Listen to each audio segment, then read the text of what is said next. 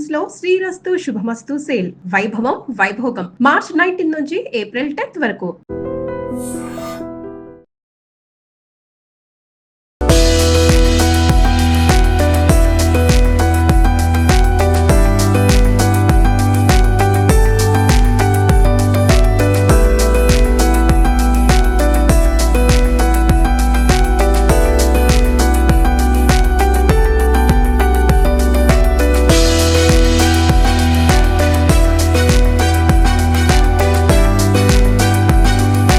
మీరందరూ ఇక్కడ సీతమ్మవారు ఆరేసుకున్న చీర గుర్తులు చూడడానికి వచ్చింది.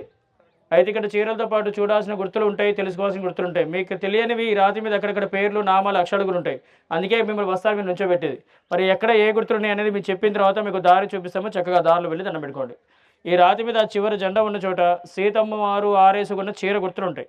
ఈ అడవిలో అమ్మవారు కట్టుకున్నవి నార వస్త్రాలు కాబట్టి ఆ నార చీరని రాయి మీద ఆరేసిన చోట రాయి కూడా అలా 5 రంగులతో మారిపోయింది. ఆ చీర గుర్తులు చూడాలంటే ఇలా చుట్టూ వెనక నుంచి తిరిగి వెళ్తే మీకు క్లియర్గా 5 రంగులు కనిపిస్తాయి. ఇక్కడ ఈ మధ్యలో పూలు కనబడుతుంది కదా, పసుపు వేసి అక్కడ రాములు వారు సీతమ్మవారి అడవిలో కూర్చొని కాలక్షేపంగా వాళ్ళు ఆడుకున్నారంట. మరి వాళ్ళు ఏం ఆట ఆడుకునేవారు ఈ రాతి మీదకి వచ్చి అంటే వామడి గుంటలని ఆట ఆడుకునేవారు. అవి కూడా 7, 14 గుంటలు ఉండేవి, స్వయంగా రాములు వారు తయారు చేసుకునేవి. కానీ వాళ్ళు లేని సమయంలో ఒక మనుషుడు రాతి మీదకి వచ్చి నిజంగా ఇటువంటి అడవిలో సీతారాములు వారు తిరిగారుగా. ఈ రాతి మీద వాళ్ళు నివాసం చేశారా, అసలు ఇక్కడ వాళ్ళ గుర్తులు ఏమైనా ఉన్నాయా లేవని 10 గుంటలు పలగొట్టడం చేశాడంట. ఆనాడు వాళ్ళు నివాసం చేసిన ఈ ప్రదేశంలో ఆ మునీషుడు అనుమానం వచ్చి ఆ రాయి పలగొట్టడం వల్ల ఆయనే శాపగ్రస్తుడు ఎక్కడే చనిపోవడం జరిగిపోయింది. ఆయన వల్ల 10 పోయినాయి. ఇప్పుడు ఆయన దగ్గర ఇప్పుడు అక్కడ కేవలం 4 గుంటలే ఉంటాయి. ఆ 4 గుంటలు కూడా అక్కడ కనబడితే తాకి దండం పెట్టుకోండి. ఈ నల్ల కనబడుతుందా రాయి మధ్యలో మీకు ఏమన్నా? ఈ నలుపు చారిక రాములు వారి ఒంటి మీద నడుము కట్టుకుని భుజానికి వేసుకునే పై పంచది. ఆయన వేసుకునే ఉత్తరి అని రాయి మీద ఆరేస్తే ఆ చివరి నుంచి ఆ చివరి దాకా ఒకటే గీతలా కనిపిస్తుంది. ఇది 40 గజాల పొడవు ఉంటుంది. ఆ చివరికి లెక్క తాకి దండం పెట్టుకోండి. ఇక్కడ శూర్పణఖ అనే రాక్షసుని ఈ అడవిలో లక్ష్మణస్వామి ముక్కుచోలు కోసింది. ఆ వెనకుంటది రాళ్ళగుట్ట జెండాలు ఉన్న చోట. ఆ రాళ్ళగుట్ట కాడికి వెళ్ళాలంటే పాకలు లోపంచి వెళ్తారు. కానీ అక్కడికి వెళ్ళే ప్రతి ఒక్కరు ఎడం చేతి 3 రాళ్ళు వేస్తారు. అక్కడ మీకు చెప్పడం మనిషి ఉంటాడు. సీతారాముల వారికి వచ్చిన సమస్యలు మీకు మీ కుటుంబాలు ఎవరికి రాకూడదని మనసులో అనుకుని ఆ 3 రాళ్ళు గుట్ట మీద వేయండి.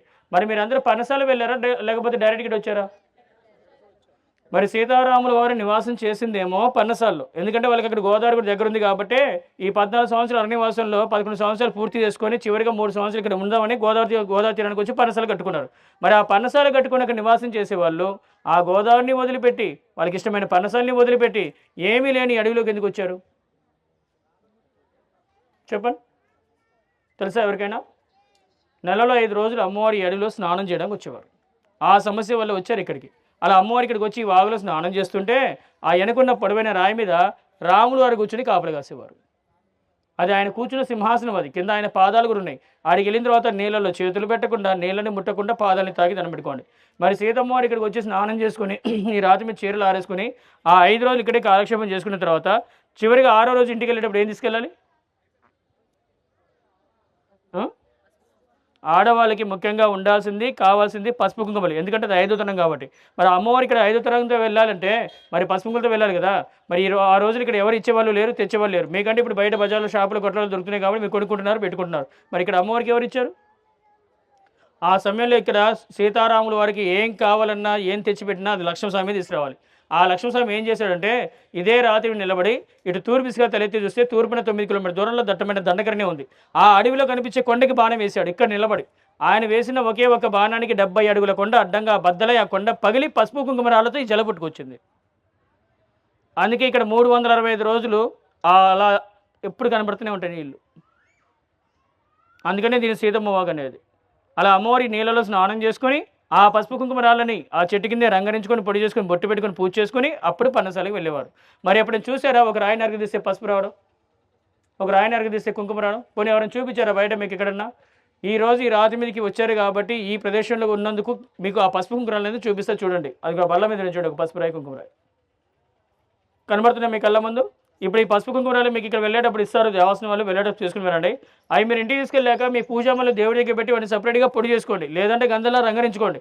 కానీ రేపు రోజున వాళ్ళ వల్ల మీకు కానీ మీ కుటుంబానికి కానీ మీ పిల్లలు కానీ ఏదైనా మంచి జరగాలనుకుంటే తొలిబొట్టు మీ ఇంట్లో దేవుళ్ళకి పెట్టండి. అలా అయితేనే మీకు వాళ్ళ వల్ల ఏదైనా మంచి అనేది జరగవచ్చు.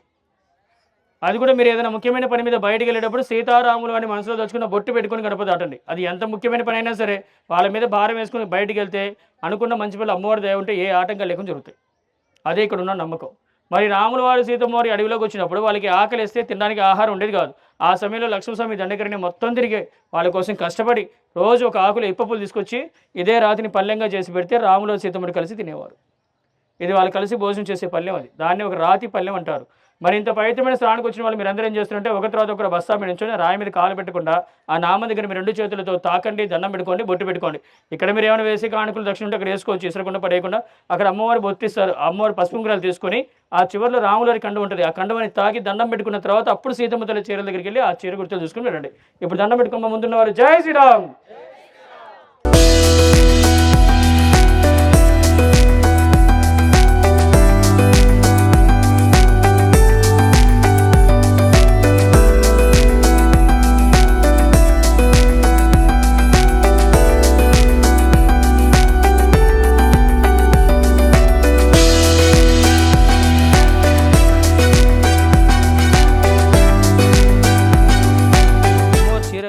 ఆర్ఎస్ఎన్ ప్లేస్ కాబట్టి భక్తులు దండం పెట్టుకోవాలని అక్కడ పూజ చేసి పెడతారు అనమాట.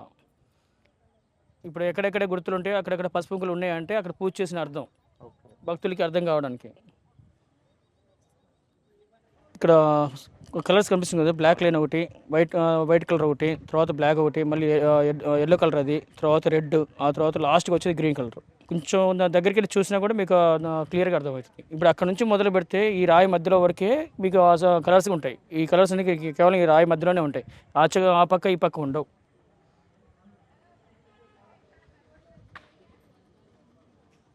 ఇన్ని వామన గుంటలు అంటారు. అవి 7-14 గుంటలు ఉంటాయి. సీతారాములు కలిసి వాళ్ళకి కూర్చొని ఆడుకునేవారు కాబట్టి స్వయంగా రాములు వారు తయారు చేసుకుని ఈ ప్రదేశానికి వచ్చిన ప్రతిరోజు ఇక్కడికి 5 రోజులు నివాసం చేసినప్పుడు ఇక్కడ ఆడుకుని వెళ్ళేవారంట. అటువంటి సమయంలో కొన్ని రోజులు గడిచిన తర్వాత ఒక మునీషునిగా అనుమానం వచ్చింది. సీతమ్మవారు రాముల వారు ఉండేది పన్నసాల్లో కదా, మరి ఈ అడవిలోకి ఎందుకు వస్తున్నారు, ఇక్కడ ఉండాల్సిన అవసరం ఏంటి, అసలు వీళ్ళ దగ్గర ఏమైనా సత్యం ఉందా లేదా, ఇవన్నీ ఎలా ఏర్పాటు పడ్డాయని అది తెలుసుకోవడానికి వాళ్ళు లేని సమయంలో వచ్చి ఒక మునీషుడు అనుమానంతో 10 గుంట పలుకుంటంట. అలా అనుమానం కూడా కాదు, అంటే భావితరాలకి రేపటి వారికి తెలియజేయడం కోసం 10 గుంటలు బలిగొట్టాడు. ఆయనకి అలా చేయడం వల్ల శాపగ్రస్తుడు చనిపోవడం వల్ల 10 పోయి 4 మిగిలిపోయాడు.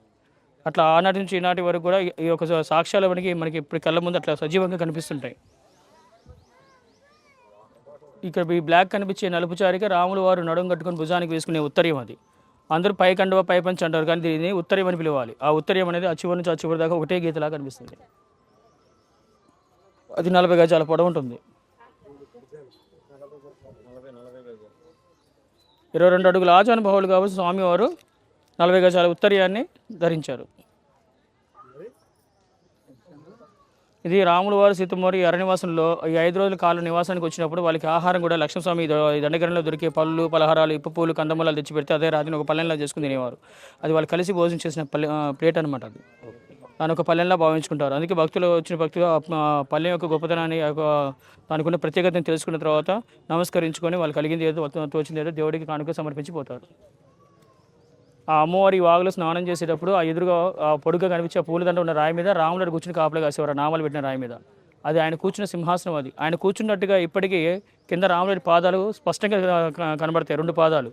అక్కడికి వెళ్ళాక పాదాలు చూసి నమస్కరించుకొని ఆ అమ్మవారి అడవిలోకి వచ్చి 5 రోజులు పూర్తయ్యాక పసుపుంకులతో బయటికి వెళ్ళాలి కాబట్టి అలా వెళ్ళడానికి ఇక్కడ ఏం లేకపోతే లక్ష్మణస్వామి ఒక 9 కిలోమీటర్ దూరంలో అడవిలో ఉన్న కొండకి బాణం వేశాడు. ఆ రోజులో ఆయన వేసిన బాణానికి అడవిలో ఉన్న 70 అడుగుల కొండ అడ్డంగా బద్దలై ఆ కొండ నుంచి 9 కిలోమీటర్ దూరం నుంచి వాటర్ని పసుపు కుంకుమరాలను తెచ్చాడు. అందుకే ఇక్కడ 365 రోజులు ఈ నీళ్లు పసుపు కుంకుమరాలు ఎప్పటికీ ఈ ప్రదేశంలో కనిపిస్తుంటాయి. అందుకని దీన్ని సీతమ్మ వాగు అంటారు. ఆ అమ్మవారు నీళ్ళలో స్నానం చేశాక ఆ పసుపు కుంకుమరాలతో బొట్టు పెట్టుకునేవారు ఆ చెట్టు కింద కూర్చొని. అందుకే ఇక్కడికి వచ్చిన ప్రతి ఒక్క భక్తులకి ఈ యొక్క నీరు ఎంత సత్యంగా కనిపిస్తుందో అంతే సత్యంగా ఇక్కడ అమ్మవారి పసుపు కుంకుమరాలు కూడా అలాగే కనిపిస్తుంటాయి. అందుకే ఎప్పటికీ ఏ భక్తుడికైనా కానీ లేవు అనే మాటనే ఎప్పటికీ రాదు. అలా ఇక్కడికి వచ్చిన ప్రతి ఒక్కరు కూడా అమ్మవారు ఇక్కడ వాడారు కాబట్టి ఆ పసుపు కుంకుమలు ఇంట్లో ఉంటే సీతారాములు మా ఇంట్లో ఉన్నట్టే అనే భావంతో ఆ భక్తితో తీసుకెళ్ళి వాళ్ళు బొట్టు పెట్టుకుంటారు. కాబట్టి చాలామందికి అదే ఆ నమ్మకంతో తీసుకెళ్ళేందుకు ఆ సీతారాములు వారు ఎంతో మంచి చేశారనే నమ్మకం కూడా చాలామంది భక్తులకి ఉంది. అది ఒకరికి అలా పెంచడం వల్ల ఈరోజు ఎంతో భక్తి పార్వశంలో మా భక్తులందరూ కూడా ఇక్కడికి తల్లి రావడం జరుగుతుంది.